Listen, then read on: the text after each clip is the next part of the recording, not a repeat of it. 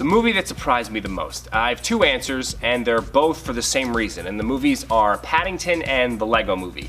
You know, the trailers made these movies look childish, stupid almost, you know? And these were just two charming, funny, well thought out, self-aware films. And I mean, the Lego Movie is absolutely incredible. It is an injustice that it was not even nominated for Best Animated Feature at the Academy Awards. Paddington is a movie that I smiled watching from start to finish, and Paddington 2 is even better. If I could have had a top 20 of the decade, Paddington 1 and 2 would have been on there. Biggest surprise was the Lego Movie. I had every expectation that that movie was going to be terrible. And I heard good things, and I saw it and was totally blown away. That movie was a lot of fun and much more insightful than I would have expected. I thought it was going to be a shameless cash grab product placement movie. Yeah, the film that surprised me the most this decade was Happy Death Day, which was also in my top 10. I just think it was such a pleasant surprise, and it was so much more than I thought it would be. I thought it would just it came off a little bit, I don't know, in the previews, just kind of like a silly slasher movie, but I loved it. It was so surprisingly phenomenal. It follows.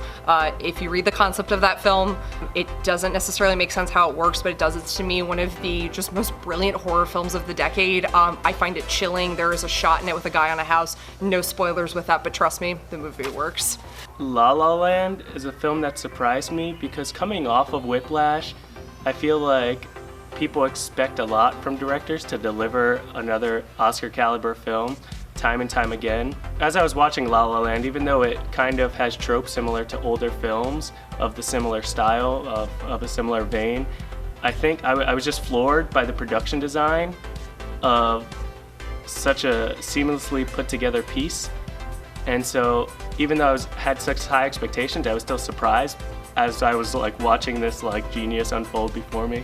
I just saw the film Two Popes, and I really did not watch any previews for it or know what I was going to be watching at all. And I actually very much enjoyed that film. I thought it was very interesting. I did not know any of the history of the Vatican in that way, so it was a new education on all of that.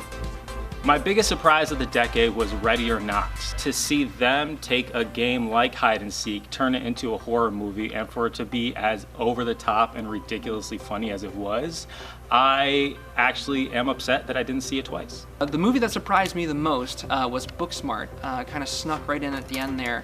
The surprise wasn't that it was funny. I think the surprise for me was that every single joke landed. Just every single moment of that movie really seemed funny. And then, you know, of course, the emotional climax hit you hard. I really loved that movie. Literally just watched it a couple days ago, but you know, that's going to be another one that sticks with me for a really long time, and I guess I wasn't expecting it because I watched it so close to 2020.